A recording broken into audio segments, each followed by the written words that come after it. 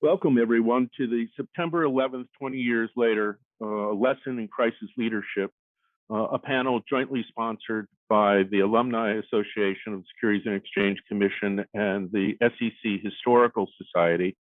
My name is Brandon Becker. I'm the president of ASECA, which is an organization of over 400 alumni, which provides scholarships for employees and students, as well as encourages networking among alumni and also awards the annual William O. Douglas Award.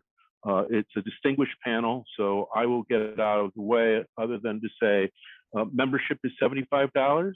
We would certainly encourage more members and always welcome additional participants. So with that, let me turn it over to Annette Nazareth on behalf of the Historical Society. Thanks so much, Brandon. And on behalf of my colleagues on the board of the SEC Historical Society, I too want to welcome everyone for joining us today. We're honored to co-host this program with ASECA.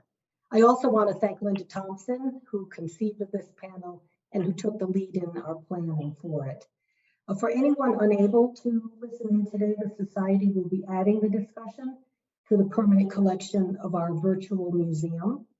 If you're unfamiliar with the Society's mission, we're a nonprofit organization not legally affiliated with the SEC, although we obviously share an appreciation of the agency's mission. The Society is focused on preserving and sharing the history of the U.S. securities markets, and we do this by continually expanding the collection of unique materials in the virtual museum. The museum is freely accessible to anyone with the internet access at sechistorical.org, and I urge you to take a look if you haven't already done so. It really is a tremendous resource. So thank you again, and I look forward to today's discussion. And with that, I would like to turn this over to our moderator today, David Becker, who's former general counsel of the SEC. David? Thank you, Annette. We all remember where we were in the morning of September 11th, 2001. What we're going to do today is go over our recollections, starting with the beginning, brief discussion of where each of us was when the first plane and then the second plane hit. And then from the standpoint of our concerns about our agency and American investors, we're going to talk about what animated us in the days going forward. What were the particular issues that we were concerned about, and how we identified them, how we got educated about them to the extent we needed to be, and then how we approached them. So with that, here's the panel.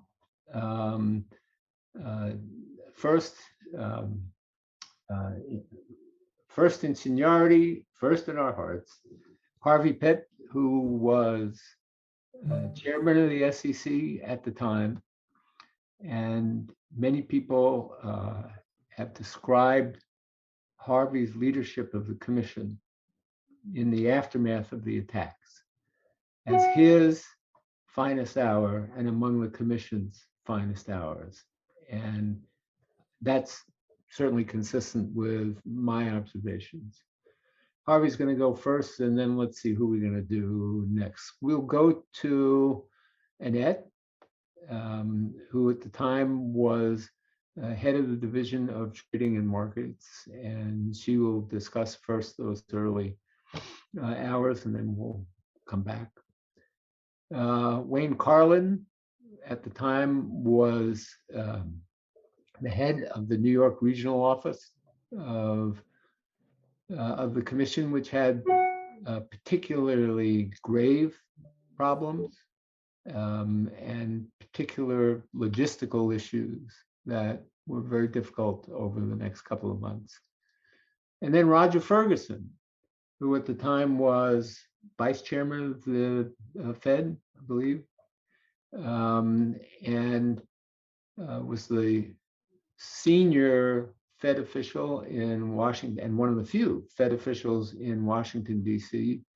on September 11th, and was largely responsible for galvanizing the Fed's response, its immediate response to the September 11th attacks.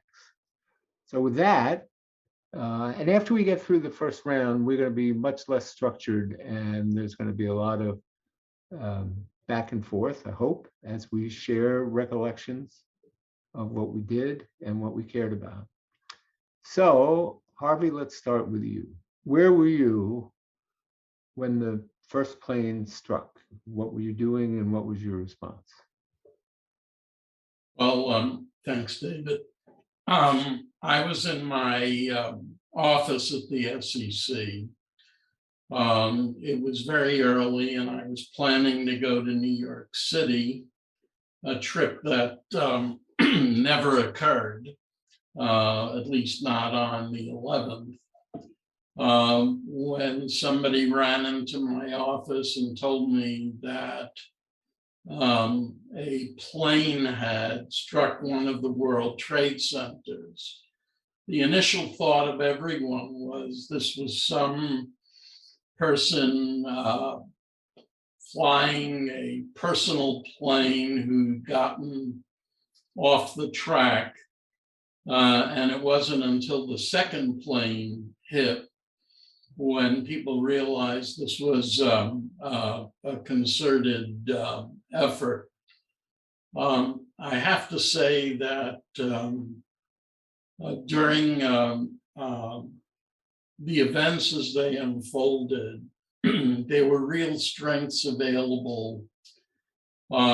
First, Roger and I found ourselves as two of the few presidential appointees still in DC. One can make assumptions as to why it was the two of us who were there as opposed to others, but so be that. But Roger was of great comfort being able to tap into his expertise and wisdom.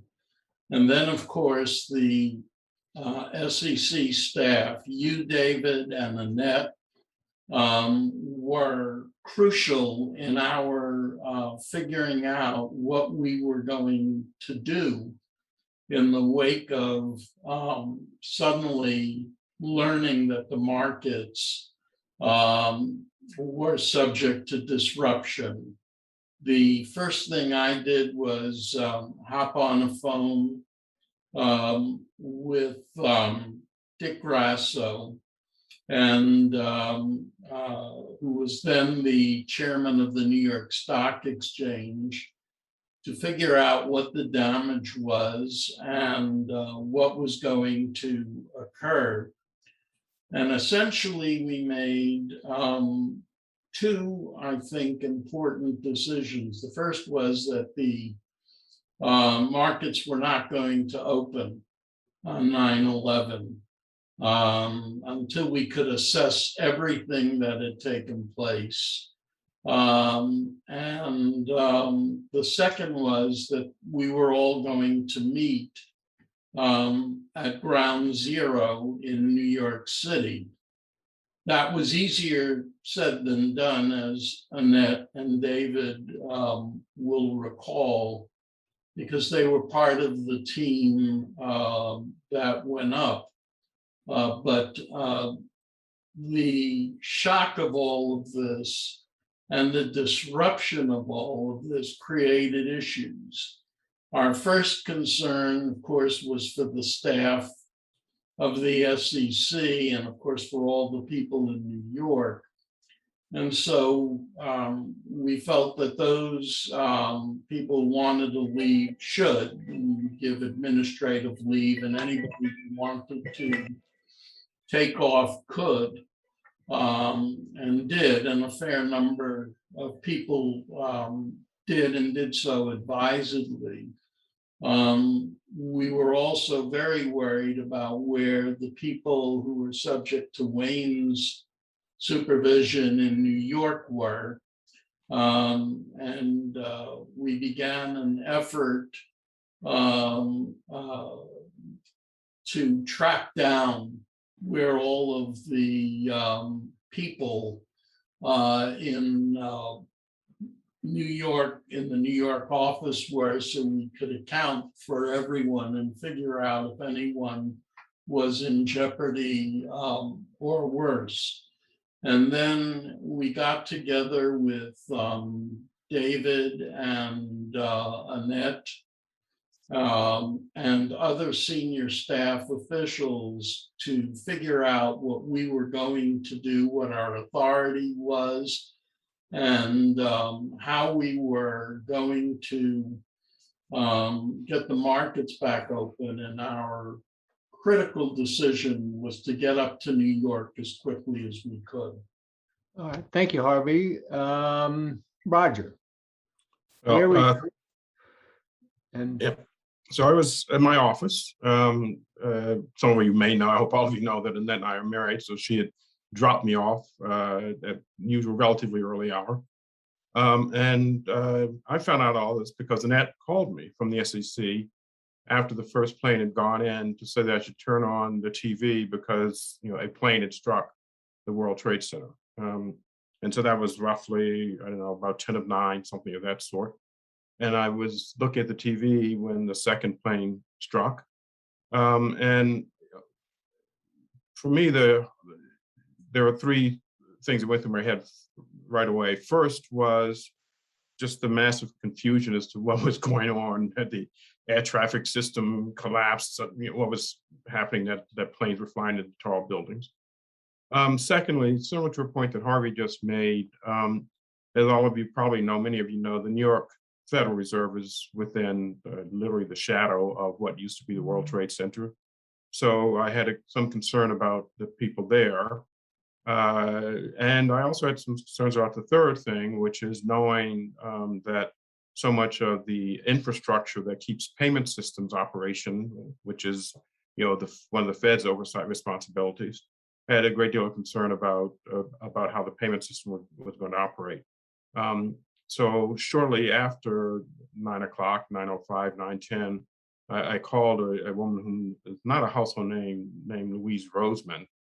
She was a pivotal player in all of this. She was then the very capable leader of the part of the Reserve Bank Oversight and Payment System team. And we issued a statement at about 9:44, which basically said the payment system, the FedWire, is still operational and that we would keep it open as long as necessary for smooth transactions.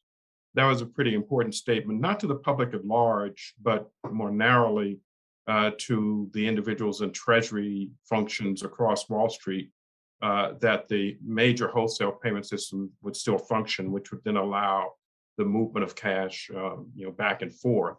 That is, as you know, the lifeblood of the financial markets. During the course of the day, we issued another statement at around 11 o'clock, which said the Federal Reserve System is, quote, open and operating, and that the discount window would be available to provide for liquidity needs.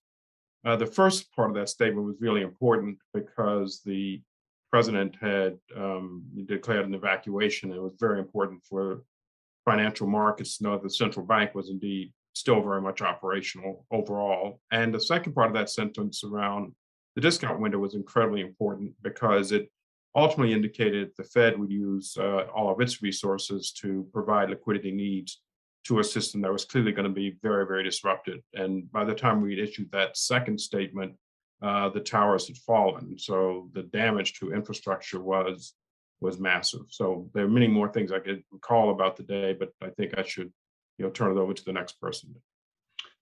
Wayne, where were you then? I was in San Francisco that day. The Northeast Regional Office of the SEC was at that time in 7 World Trade Center, which was the 3rd building that was destroyed that day. We had about 340 staff there, but I was not there that day. I was in San Francisco because I had been attending, along with my counterparts from the SEC's other regional offices around the country, a conference with the state securities regulators from all across the US, which was one of our periodic duties as regional office heads. And that conference had ended on September 10th. And so on Tuesday morning, the 11th, I was supposed to be flying back home. And so at about 6 a.m. San Francisco time, I boarded my plane in San Francisco. And very shortly after I settled into my seat, my beeper went off, for those of you who remember beepers. And it was the chairman's office paging me. We did have cell phones in those days. I was a late adopter, but I had one. And so sitting in my airplane seat, I returned the call to the chairman's office and reached one of Harvey's staff. And it quickly became clear that she was calling me, not realizing that I was in San Francisco, trying to find out what was going on at the World Trade Center. And that was how I found out that a plane had hit one of the towers. Within moments after I ended that phone call, the pilot came on the intercom and told the passengers we all needed to get off the plane and go back into the terminal. And as I returned to the terminal, CNN was broadcasting on all the TV monitors with what video was available. I made my way to a payphone, another historical reference, and tried to make a few phone calls without success. The lines were all jammed or otherwise not functioning. And it very quickly became clear to me that I was not going to be flying back to New York or anywhere else that day. So I exited the airport, got into a cab, went back to my hotel, checked back in, went back to the room that I had left about an hour earlier, and then spent the rest of that day on the phone and with the TV on in the background as I tried to be in touch with as many members of my staff in New York as I could, and begin the process that Harvey described of tracking down every one of those 340 people in order to make sure that everyone was safe. And then later in the day, in the midst of all those phone calls in my hotel room, in the background on the TV screen, there came a moment where I saw 7 World Trade Center collapse. And it was really at that moment that I realized there's a whole other dimension that we're going to have to deal with here, which is we don't have an office anymore. We don't have our documents anymore. We're starting from a clean slate, and there's going to be a lot of work and a lot of effort to do that. The last thing I'll mention is just to cap off the critical aspect of that first day. It was not until sometime in the evening, late in the evening of September 11th, that we tracked down the last staff member from the New York office to be accounted for. I spoke to her that evening. I know Harvey spoke to her as well. Her name, she was a young broker-dealer examiner named Lourdes Vega. And she had been in the field on September 11th, conducting an examination of a broker-dealer in one of the towers, quite high up in one of the towers, just a few floors below where the plane hit. And we did track her down. And when I spoke to her, she was very apologetic. And this is exemplary of a lot of things that I heard from a lot of people on the staff in those days. She was apologetic because she had neglected, before rushing off to walk down 80 flights of stairs in a building that had been hit by an airliner, she had neglected to pick up her SEC laptop and carry that out with her, which she felt very responsible for. Of course, her story would have been a lot different if she had been about 5 floors higher in the tower than she was. Annette? Thank you, David. These are such amazing stories that it just brings back so many memories.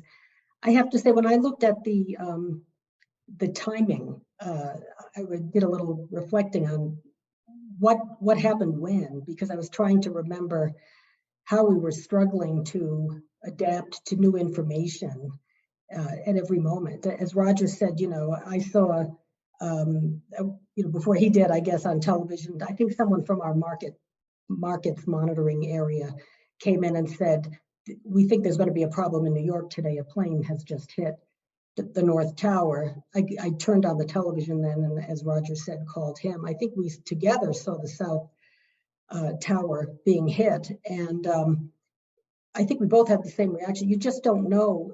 Your human reaction is, this can't be happening. This has to be an accident. And I think it was only when, I think I was watching the Today Show, and I think Katie Couric said, I think something is going on here. I think we're under attack. And that was really quite remarkable. We all, in trading and markets, the senior staff got together in a conference room, and we turned on what we called the hoot and holler system. I don't know if they still have that, but it was an open line to the floors of all of the exchanges and to NASDAQ. And we talked about what was happening, obviously, and I know Harvey was independently talking to Dick Grasso. They were not prepared to open, at that time, obviously. And although New York wasn't prepared to open, it was very clear, and it was a different market structure then, that the other markets didn't want to open if New York couldn't open. New York was really the primary market. They obviously had, 80% of the listed market. And the other markets felt that it would not be an orderly market if they opened without the New York. So we were waiting for more information, but at that point, there was at least going to be a serious delay. In the meantime, though, when you look at the, what happened, at 9:45, the Pentagon was hit. And now it's like, now what is happening, And I remember Roger calling, and he could see the smoke billowing from his window. And now you've got, really some panic in the building that what's next.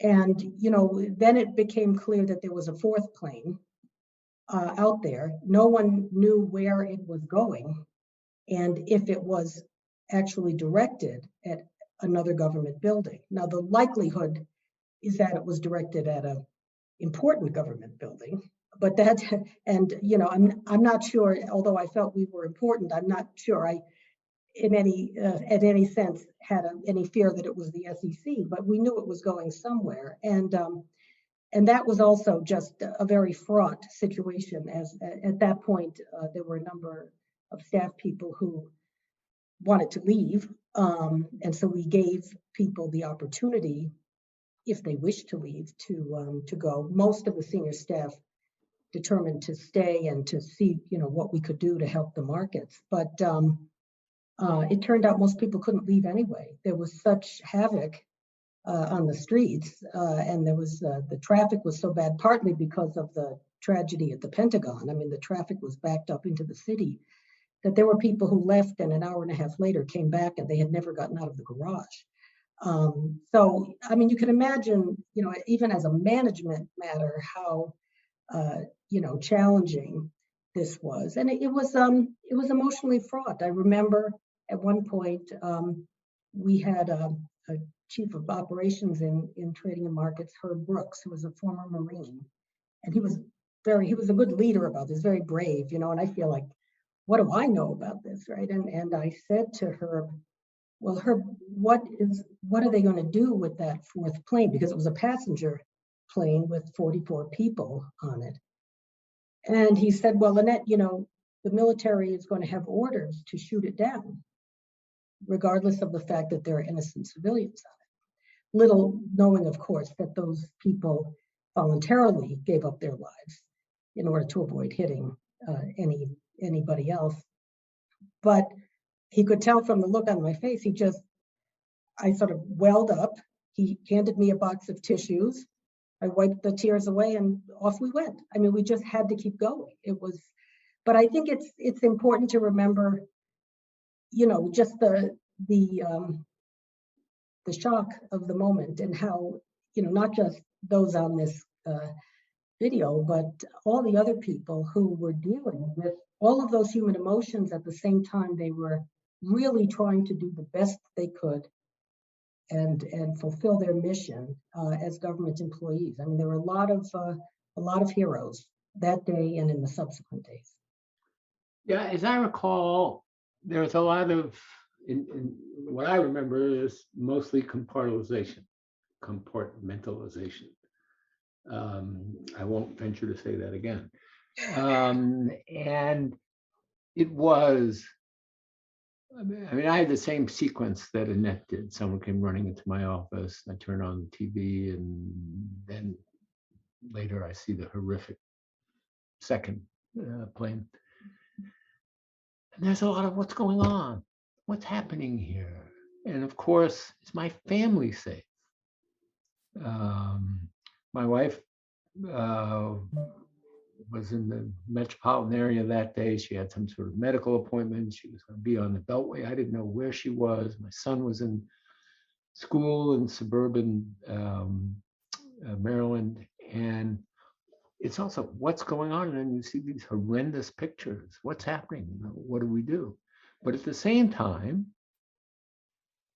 you put that aside, not that you really aren't thinking about it at all, and you say, okay, we have a job to do, and let's learn, see what the job is, and then do it. Shortly after the second plane went down, I went to Harvey's office. I sat there pretty much the rest of the day, except for a few conversations with the general counsel staff. And there was a closed meeting of the commission on enforcement matters that was scheduled for that morning around, I don't know, 9:30, 10 o'clock, something like that. And we all gathered there. And Harvey, do you remember what you said at that time? You don't win. All right, well, you can't go on. Yeah, and you can't go on to the lightning round now, so you can, Well, I remember, and it was basically Harvey saying, look, something terrible is going on. We don't know what it is, but from now on, our focus has got to be to help others, the markets in particular, recover from all of this. And we have to, I'm going to ask you in the coming days to give me your suggestions as to the steps to take and how we can implement them and how we need to learn. And that was basically our marching orders. And then for the rest of the day, we implemented that. And let's go back, if we can, over some of the same territory and sort of, okay, you had these concerns. How did you find out what was going on? How did you decide what to do? Who in the commission were you in touch with about all of this? Who was helpful to you? And let's just go through the next few days. Harvey, I know where you're going to go next, and I want to slow that down a little bit. So I'm going to ask others to sort of fill in what's happening with them. Wayne, we left you at a pretty dramatic point. So what'd you do? A number of things. A lot of outreach to the staff in New York to make sure that anyone who needed any kind of support or assistance was getting it. Communication was a very big challenge since we had no office anymore. And in those days, we didn't have the multiple easy means of communication that we have nowadays. So we really were limited to phone trees, but the phone trees got going. And got going in a very, very thoroughgoing way. And we had people in New York who had really unimaginably horrific experiences that day. Some people had arrived in the office already. Some people were out on the plaza, where the people who were out on the plaza saw bodies hitting the pavement. We had one staff member who came up from the subway, must have been at the moment that the first tower went down, and then describing it afterwards, she said, I thought it was a nuclear attack. So people experienced and saw really horrific things, and we were as attentive as we could be in as many ways as we could to giving them assistance. The next very big task for us in New York was to find a new office for our 300 plus staff. And those efforts started right away. And Chairman Pitt was instrumental in making it possible for what you would have thought impossible to be achieved. We signed a lease. I went back and was kind of surprised that this all happened as quickly as it did. We signed a lease on a new office on September 26th. And that was because I still to this day don't know exactly what Harvey did, but it worked, whatever it was. And so, anyone who thinks that federal agencies are universally incapable of turning on a dime when they really have to, that was not the case with us finding a place to reconstruct our office, and it was, as you can imagine, a much more challenging undertaking than it would be in normal times. When I eventually got back to New York, and I'll in a moment touch on how that happened, but when I eventually got back to New York, I went to look at the space we were about to take in the Woolworth building in Lower Manhattan. And at that point, the only way you could get into Lower Manhattan was with a police escort. And it looked like a war zone.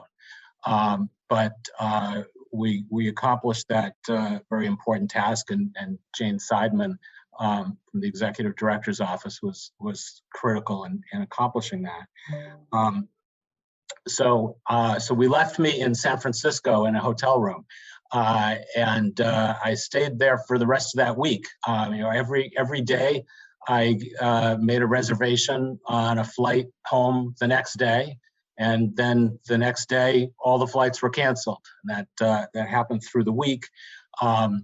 And finally, when it got to be Friday, the Jewish holidays were approaching, and I realized that the only way I could be assured of getting home to my family by then was to drive. So along with Dave Nelson, my counterpart from the Miami regional office, we rented a car together and drove cross country. We went together as far as St. Louis, where we split up. On our best day, we covered 1,020 miles from Salt Lake City to Manhattan, Kansas. And the last night I spent in Columbus, Ohio, and then the next got up very early the next morning, and by Monday afternoon, walked in the door of my house in New Jersey. I spent a lot of that trip on the phone with people back in New York, dealing with the issues that I've described. The one other thing I'll mention, one other thing I'll address, which I think is an important window into a lot of things that happened in the aftermath of September 11th. Annette a few minutes ago said we just had to keep going. And that was a spirit that you saw everywhere that you looked, and it's something that happened not just at the senior leadership levels, but it happened up and down through the ranks. In New York, we had a team of examiners that had been out in the field conducting an exam, and 2 days after 9/11, they went back out in the field and resumed their exam because they thought that was what they were supposed to do. We had an enforcement team led by Karen Pennington, who was an assistant director in the New York office at the time, that was conducting a very important investigation. It was the investigation that led to the cases involving the hot IPO allocation practices that were, it was really an industry-wide issue. And Karen got her team together and they met in her apartment in New York City.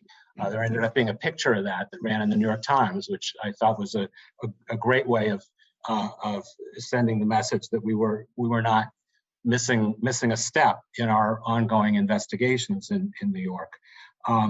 There was a group of broker-dealer examiners who lived in various towns in Long Island who got a room in a public library and met there in order to plan out what they were doing. Moving ahead. And so, these were not people who were famous names or who had lofty titles, but there were people who understood and felt a sense of duty. It was not even something they had to stop and think about. What should I do? They just got up and continued to do their work. I should mention one other last step in this, which was, and this was very important to addressing the communication problem. A couple of weeks or so after 9/11, Fordham Law School, which is in near Lincoln Center in Manhattan, it gave us the use of an auditorium that was big enough to hold all of the New York staff. And pretty much everyone attended. Again, we got the word out through the phone trees, and people came to Fordham Law School. It's the first time we were all together since 9/11. And Chairman Pitt sent his chief of staff, Laurie Richards, the director of OC, who always had a very strong bond with the staff in New York, came to that meeting. And the technology staff from the Home Office showed up with over 200 laptops, many of which I believe were manufactured for us, and distributed those so that people could connect into their SEC email. Again, this was before all the multiple methods of communication we have today. It was a critical step before we actually were reassembled in a physical office together. And then I keep saying one more thing. The last thing I'll quickly say is we brought a case on September 28th. And so even without a physical location, the enforcement staff of the New York office was doing its job. One thing I would just add was that we thought it was important, after discussing this with Wayne, that the New York office pick its own location for its headquarters. So all of that, although we facilitated the ability to get the lease done, that was all done through New York. And it was important for people to feel a sense that this was their choice in terms of an office. Wayne, I got a question for you.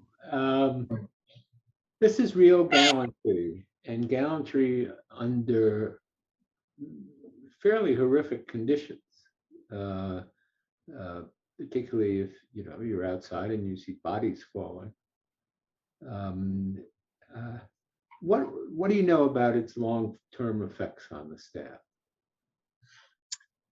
I think mostly what I know is that people are still living with those memories. Some of us were incredibly fortunate not to experience or observe the intensely traumatic things that many others did. So people like me who weren't actually there that day really had it easy. But there are people who are continue to be haunted by the things that they saw that day. I mentioned that we tracked down all of our staff. There was one member of our staff, an assistant director in the broker-dealer exam program, who lost his brother that day. His brother worked in one of the Twin Towers. And so, there are people who are going to have this with them as long as they're around. Annette, so here we are. We pick up with you after this meeting, this closed meeting, in which Harvey basically gives the staff its marching orders. And tell me what happened after that. Well, I think those were very important orders, and I think it really sort of defined what we did do in the next several days. I mean, an awful lot of where we added value was in the communication with those in the markets, with the markets themselves, with all the broker-dealer firms, and frankly, with the Bond Market Association and SIA. Harvey was very interested in hearing, as you said, David, where can we help? And being able to reach out to all those people and organizations and to get ideas of where we could provide assistance. For instance, one that resonated with us, and we did issue an exemptive order, was that when the markets reopened, issuers could be in the markets buying their own shares, showing support for their companies at the open, which obviously 10b-18 would not permit. There were other types of relief like that we did grant, and I think was very important. I think certainly, as Wayne said, the real devastation in terms of firms losing records, both records that were important in knowing, who their counterparties were, what they owed in certain cases, and also records that they could use to defend themselves in whether it was SEC actions or in litigations. I mean, one thing that was really remarkable when you think back on it is how many firms, and I know firms that I had been involved with in the past, had always thought that the safest place to have records was at the basement of the World Trade Center. Because what could possibly happen there? And so there were so many records lost when these towers came down. It was really quite remarkable. The other thing I would say that was really gratifying in that it worked so well was, and Roger will remember this well because he was very involved with Y2K century date change and preparation for that. But, there was a huge amount of contingency planning for Y2K that at the time we thought, well, that was fortunately not a big event, but the planning turned out to be absolutely invaluable on 9/11 because we had done a lot of contingency planning. We had all sorts of information on how to communicate with our counterparts, both domestically and internationally. And frankly, the other thing I learned, having been involved in a number of international meetings, is it's very important to have good communications, both with your domestic and international counterparts, because in a crisis like this, when you call and you say what you're doing and you're trying to gather information, you have credibility. I mean, those human interactions turned out to be really very important. And so I think we had good relations with even our foreign counterparts in keeping them up to date in terms of what we were doing. Obviously, the US is, really the premier market in the world. All of our international counterparts were very concerned about what was happening and what we were doing. And I think we kept them apprised in a way that made them as comfortable as they could be. So communication was key, and I think focusing on how to assist the markets and market participants through this crisis and what would be necessary when we came back up, when the markets reopened, was very important. So Roger, during that day, how much of your attention was focused on the securities markets? You had other things on your mind. Oh, the answer is there was always a degree of our attention focused on securities markets because the clearing process and the movement of money also ran through what we call FedWire. And so we were talking to both the banks and also to some of the major broker dealers. You know, one of the most emotional moments I recall to this day was talking to someone from the London office of Cantor Fitzgerald about what their needs were. And you can only imagine, we have to keep going, and we've lost hundreds of colleagues. And there wasn't, between the technical discussion and the tears, it was just, heart-wrenching. So we were very much focused on the full scope of all of the financial services matters. I recall not on that day, but the next day, Chairman Greenspan, got back from Basel, Switzerland, sat in his temporary office and talked to many of the staff people to see how things were going from their perspective. Then he asked me to come in, and I described what we had done, and he very kindly said, well, Roger, you should continue to lead the Fed's operations for the rest of this week. But he said something else that was very important. He said, well, what does the net think about the markets and the broker dealers? And so it was quite clear that that was an integral part of this activity. And the final point I'd make is the whole process of getting things up and running again, which the SEC obviously did when it came to the New York Stock Exchange, involved a lot of people from the Fed, in part because we sent technical people up to deal with infrastructure, but also the question the Federal Reserve had was going to be very interested in, how are the market openings going to affect, confidence, frankly, the pricing of assets, et cetera. And so there was a great deal of interagency cooperation and collaboration. The last point I'd make is to, the human element of people and the staff. I mentioned the New York Fed. I just had one of these calls with them, the staff there from the open market desk a week or two ago. And they were recalling exactly the same thing. One of their colleagues, literally, we believe, was on the last train that got safely into the World Trade Center and got out. She did out and headed back to the office as the tower was falling. She recalls, as a lot of Wayne's people, the human tragedy that was occurring around her. They also recalled just the phenomenal dust, the acrid smoke in the air for days as they were trying to operate both out of the New York Fed office and also out of their remote location in New Jersey. And this trudging to and from through these very, very deep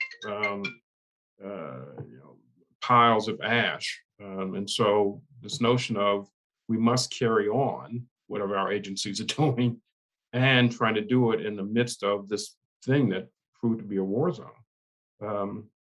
And so in addition to Annette's point about clarity of communication, the only other thing I'd add from one of the great lessons is one has to figure out how to do this with a great deal of empathy.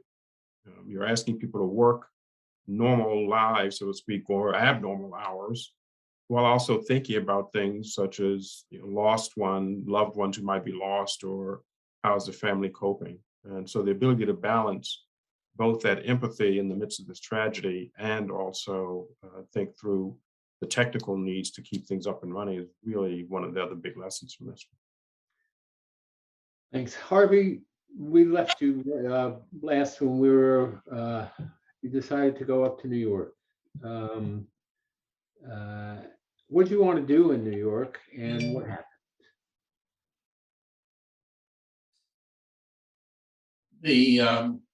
It struck me that the most important thing was for us to get a firsthand sense of what was going on, to get all of the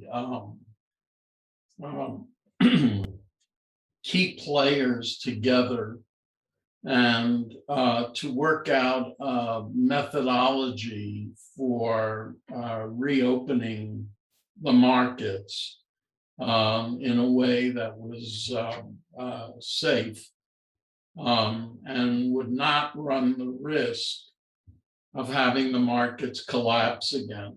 I would say that the one driving concern that I think we had was that we were only going to get one shot at this. And if we didn't pull it off, there would be such a loss of confidence that it would set back efforts to get the markets back up and running. So our goal was to get firsthand information. We didn't know at the time how destructive these building collapses had been. Something we didn't find out until we got there. We needed to figure out the manner in which we could get everything back and running. And there, I do want to say that the staff from Annette's division under her supervision was absolutely incredible, because one choice we had to make was, do we open the markets up sooner, or do we take the time to really field test whether the markets will be appropriately resilient and able to function? And the decision we made was to wait and give ourselves a weekend in which we could test the marketplace by using faux orders. And that's where the staff of then Market Reg was absolutely incredible. So when we went up to New York and we met, the first thing we told everyone was that we were all in this together. We were not looking to attack or criticize unless people did things that were completely unacceptable. We weren't going to stop watching how people behaved, but that we weren't up there looking for enforcement cases. We were up there looking to get the markets reopened and reopened safely. So we met with the heads of all the major brokerage firms, the head of NASDAQ and the New York Stock Exchange and Amex. We met with Con Ed. We met with Verizon. We met with the governor's emergency services office and the mayor's emergency services office to get a complete picture. And I think you in particular, David, will recall this. The information we got from Con Ed and Verizon made it very clear that the markets were not going to reopen immediately. Talking to some of the brokerage firms, we were getting what I would call some macho reactions about how we can get the markets back up immediately, or we don't need a long period of time, and so on. And the disparate views really weighed in favor of the experts. We learned that there were about 80 to 85% of the communications network had been destroyed and had to be rebuilt, which I must say Verizon and Con Ed did in remarkable style, but getting that was important.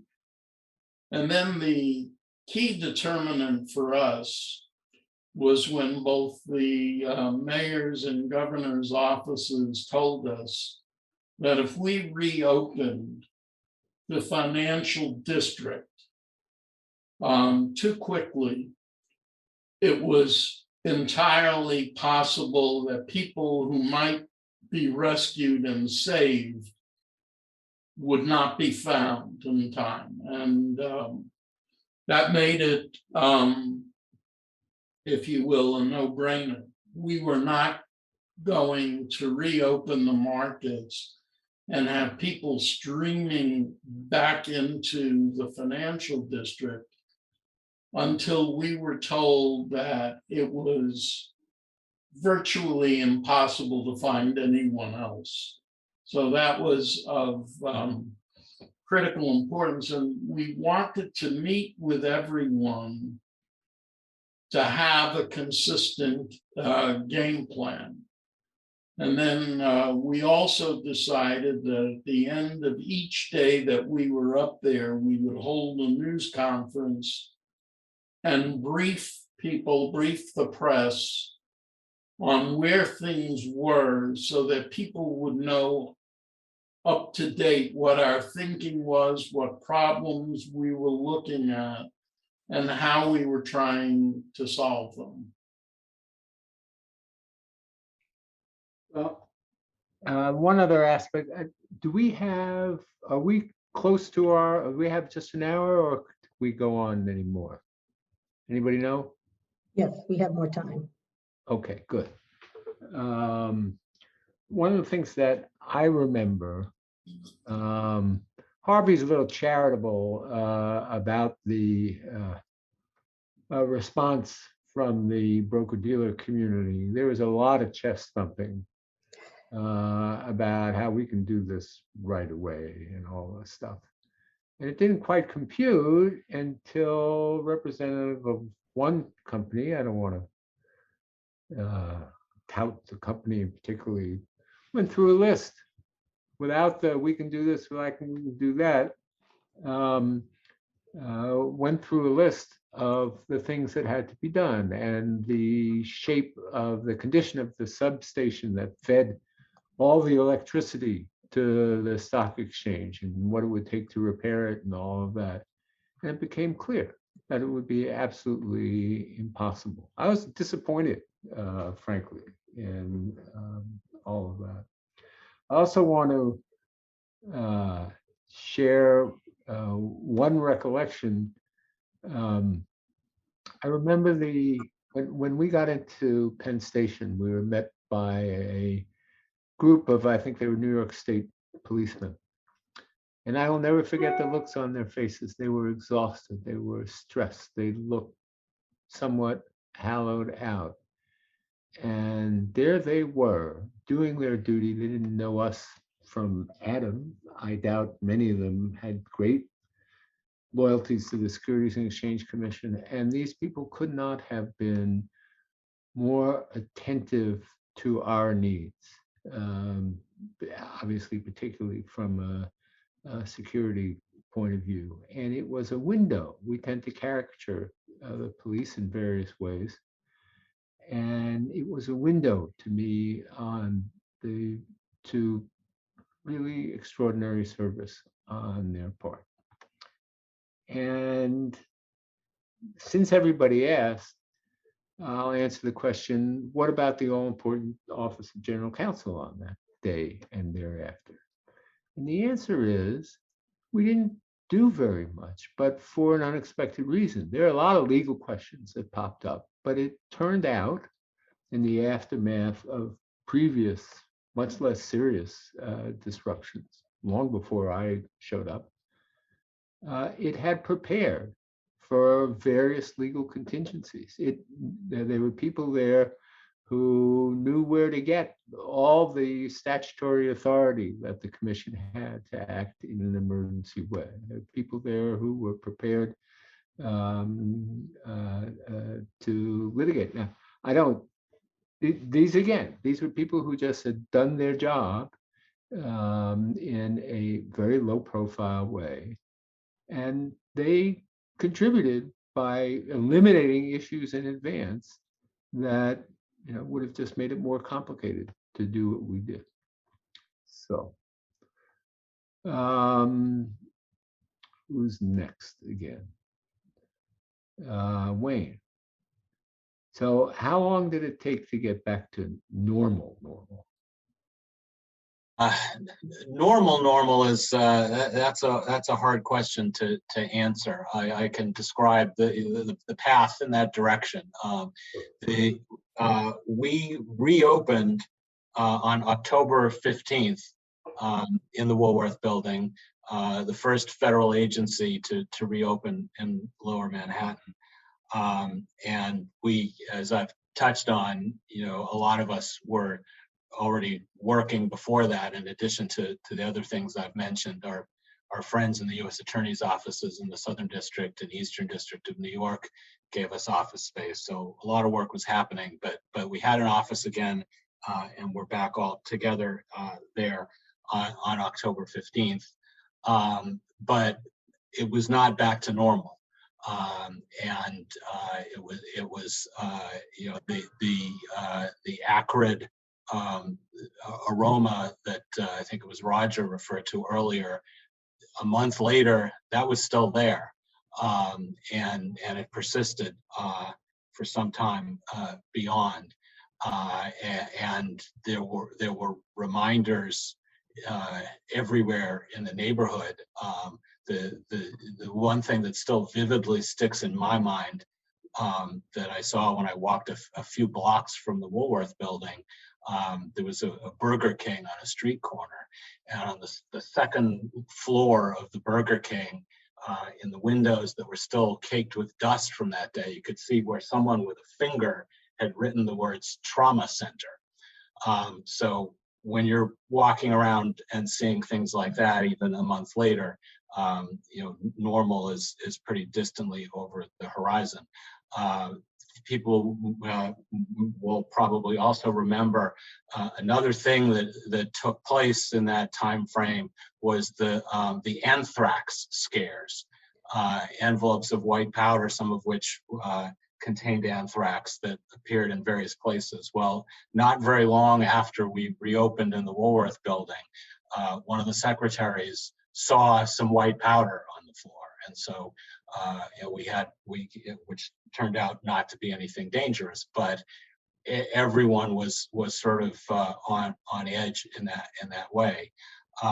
But we, at the same time, again, that spirit of we have a job to do and let's get about doing it, was the major sentiment for everyone, really. And so we reconstructed everything that needed to be reconstructed. It turned out that a lot of our records, a lot of documents produced in investigations had been stored electronically and were able to be retrieved electronically, a lot more than I would have expected.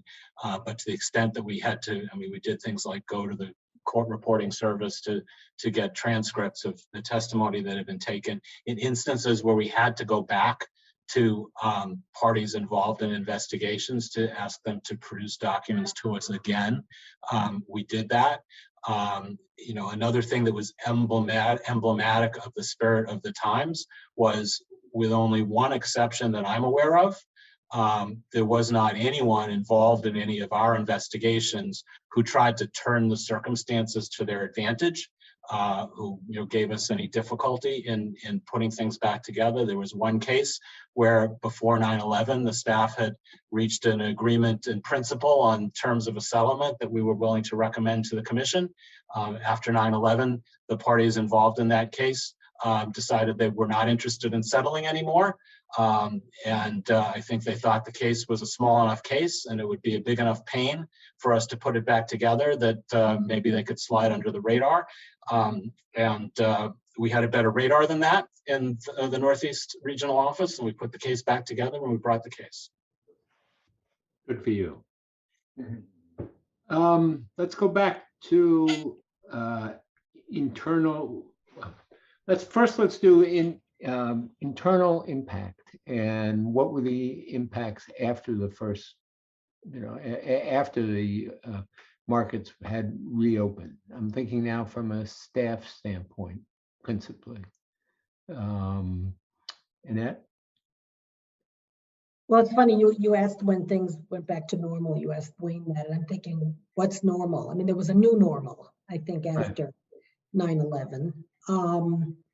I would say in the immediate impact, I was amazed at how many people wanted to be part of the solution. I mean, after they had sort of settled down, obviously, even those who had wanted to leave early. I mean, everyone wanted to be part of whatever the agency was doing that they thought was sort of contributing to the markets, and that was great. That was very gratifying. I think we sort of in the markets area, as Harvey said, we were fortunate, and also we planned it to come, to get the markets back up the following Monday successfully. And successfully, in trading in markets isn't does the market go up or does the market go down? It's does the market function? Does the trading happen? Does the whole infrastructure work? And to that extent, it was a great success. As you can imagine, in the days following the markets opening, the markets were down quite a bit. I mean, there was a huge amount of fear in the economy about what this all meant and what the impact was going to be on certain industries like the airline industry and the like. But I would say what we did, and we did it with the Fed and other agencies, was to really look at what are the lessons that we've learned from this. And just as you said, David, how impressed you were that there were longstanding staff who sort of had a book of, when something goes wrong, what do we do? In this case, I mean, we had some of that, but we needed to really reflect on, we did remarkably well. When we look at how we survived these attacks and how the US economy functioned well, the markets with some delay functioned well, we could have done better. We realized, the kinds of things that Roger talked about. There was some critical infrastructure, whether it was clearance, Fed wire. I mean, there were a lot of single points of failure that we hadn't really focused on. We learned a lot about how firms, and the firms learned this too, they thought that they had good business continuity planning. But business continuity to them was, they've got the main office, and if something goes wrong, we'll go next door. It was as if they were expecting, a flood in the building, not an entire region or area of lower Manhattan to go out. And they always assumed that they could take the employees and just move them where they needed to move them to.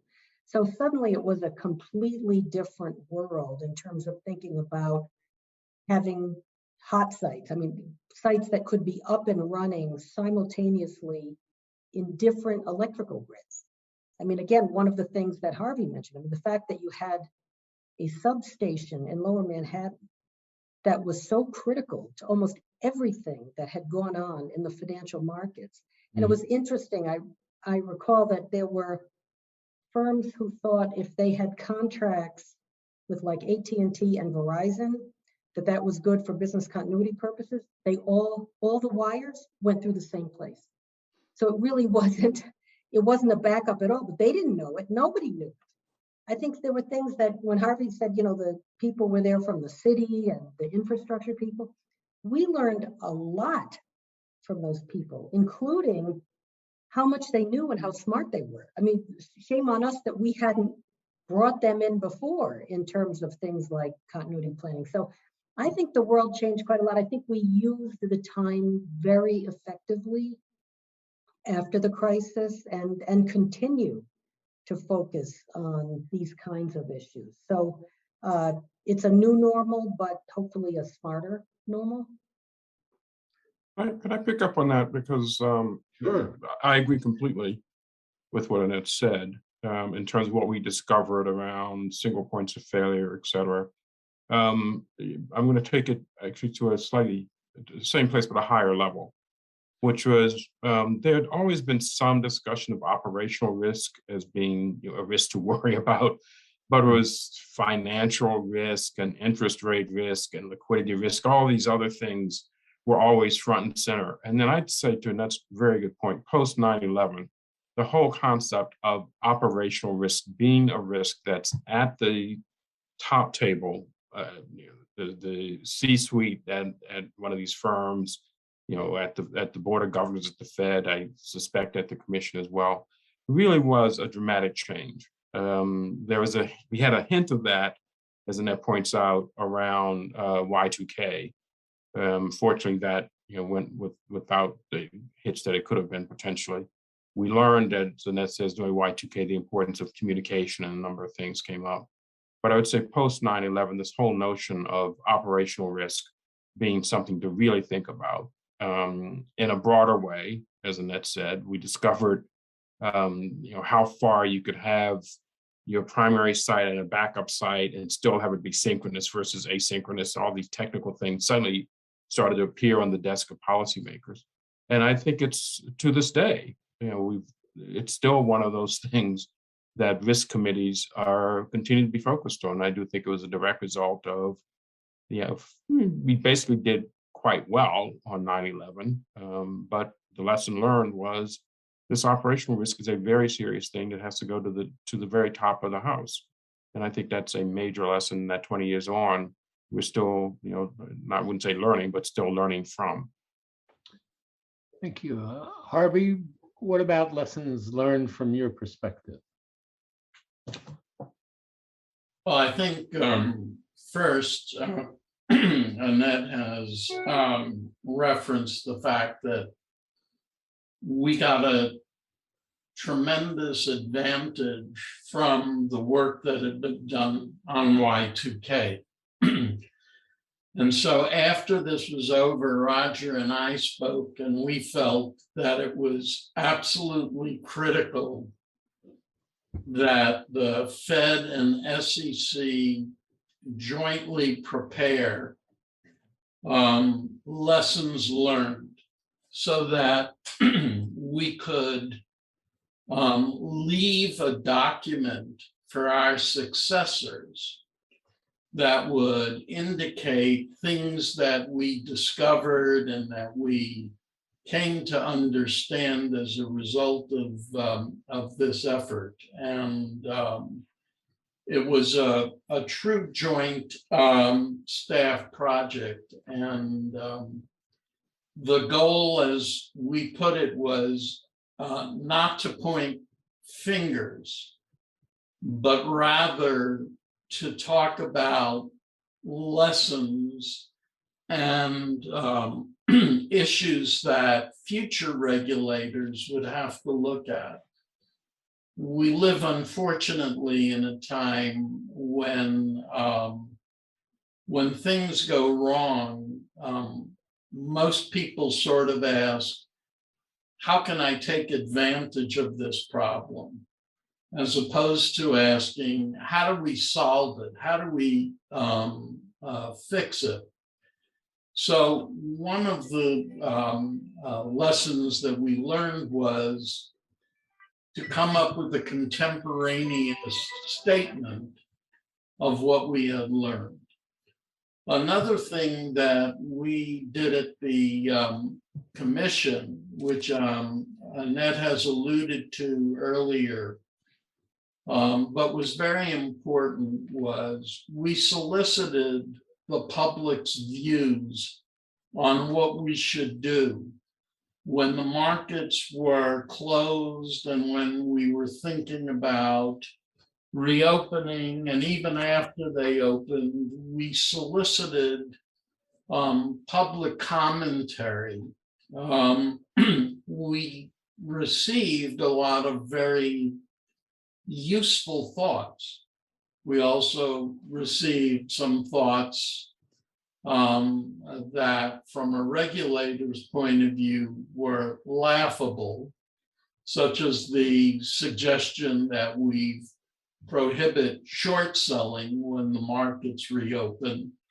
There was no way we were going to do anything like that, much to the chagrin of many public companies who were hoping they could get rid of short sellers for a while. But taking stock of what the public had to offer, and looking for ideas from almost any source, I think gave people a sense that they could contribute if they wanted to, that they could express views and somebody would listen to them. The other aspect that, in terms of lessons learned, I think is very crucial is we've talked about sort of the three-dimensional aspect to problems of this nature. There's the regulatory aspect, there's the personal aspect, because each of us, I mean, I remember getting a call from my wife and our two then younger, very young children who couldn't go back to our house because at the time we lived around the corner from the Islamic mosque and the police had shut down the whole area and they weren't letting anybody in. So there was the personal element. And then, as Wayne has spent a lot of time talking about, and appropriately so, the managerial side. And it's on that managerial side, I would just add that I received very heartfelt emails and calls from staff people or parents or spouses stating that their loved ones were unable to go back to or couldn't bring themselves to go back to the New York office. We knew that had nothing to do with Wayne, but rather the tragedy that people observed. And so our position was, that's great. If you're not comfortable, we'll move you. There's no stigma attached, nothing, but we had to take care of our own people because the trauma that this created, particularly for those in New York, which is why what Wayne was doing was so crucial. People who witnessed the kinds of things that they saw, who lost family or friends and so on. You have to be sensitive to these things. And in terms of lessons learned, that had to be on an equal priority with our regulatory concerns and the like, because this, after all, was a human crisis, and we had to respond with feeling for our fellow colleagues and friends and relatives.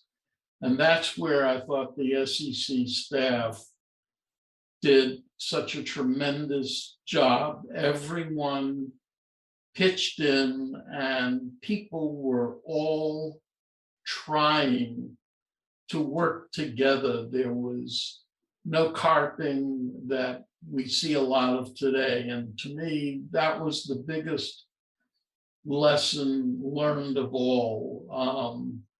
There's no limit on what you can achieve, as I think Ronald Reagan said, if you're willing to share the credit and let everybody be a participant and make it work. And to me, that was the biggest lesson of all that we learned. David, could I add, maybe a little tongue in cheek, but I during the crisis, the markets were amazingly generous with each other. The Amex couldn't operate out of their space, and they moved some of their operations to the New York Stock Exchange. All this required our approval, but obviously was readily granted. They also traded their options out of the Philadelphia. A lot of firms who had backup facilities across the river in New Jersey provided space to their competitors for purposes of trading once the markets came up. And so that was really gratifying to see. When you said, when did things go back to normal?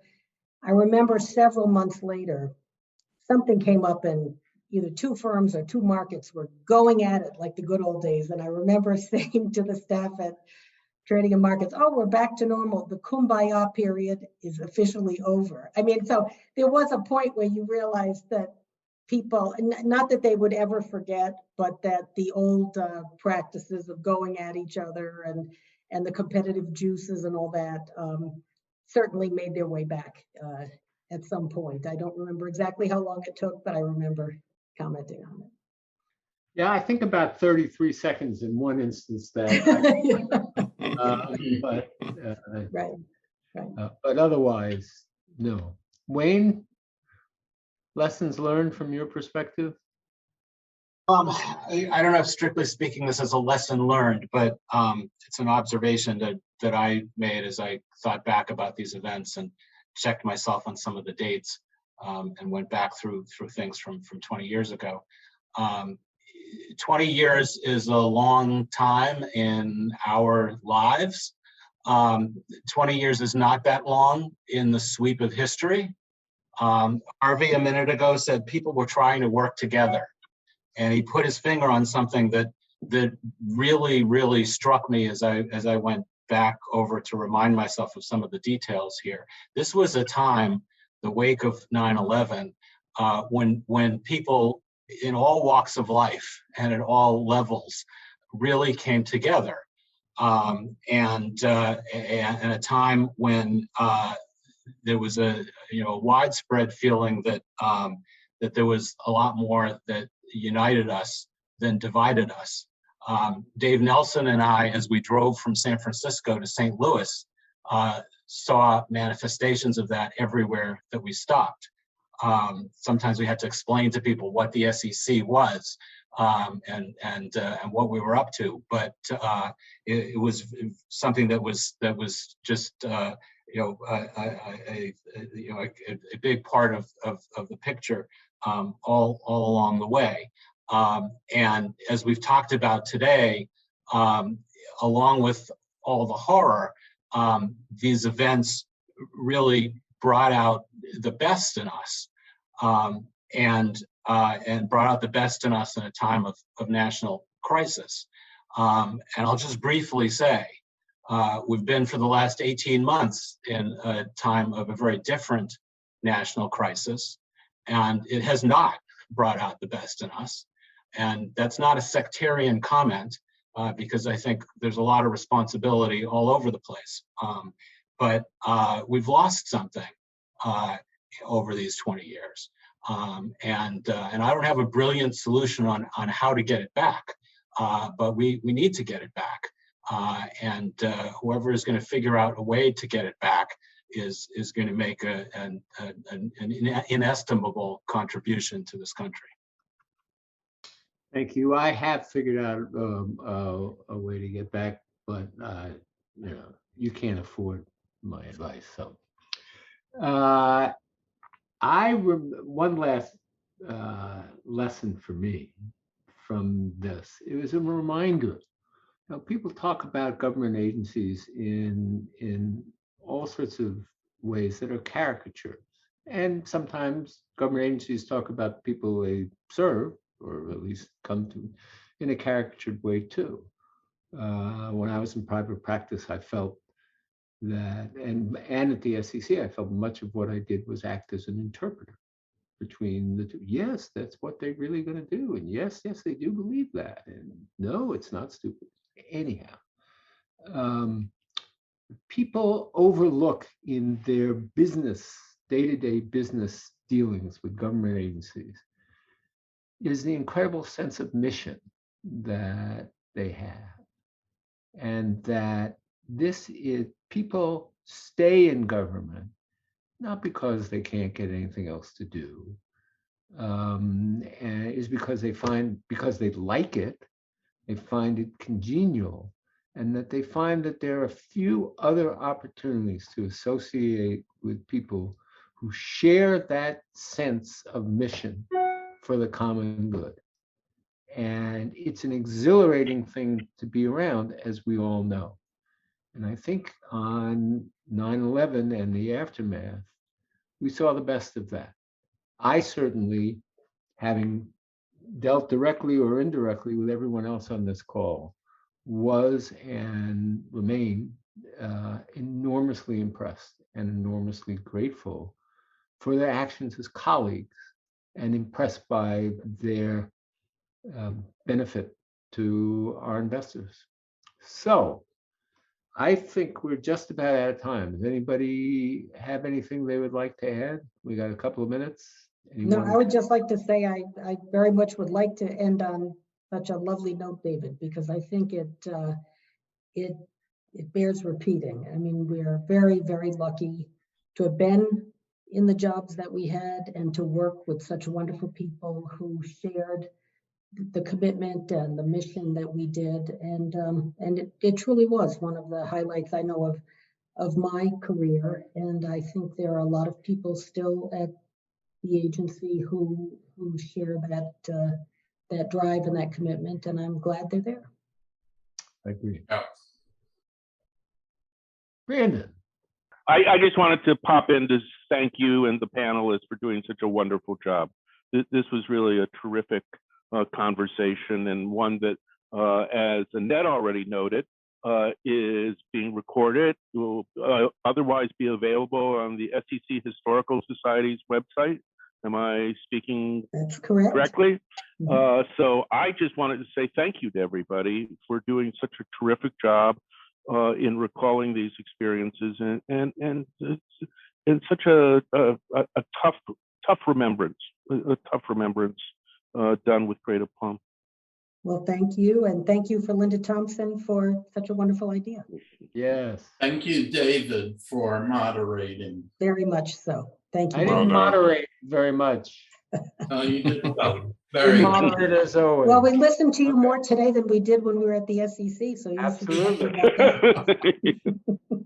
David, I always No, listen to you. Yeah, it's a very hurtful note to end on. But okay, I Thank you, still- everybody. All right. Alrighty, thank you. Thank you, Thanks, everybody. everyone. Bye. Take care all. Bye. Bye Bye. now.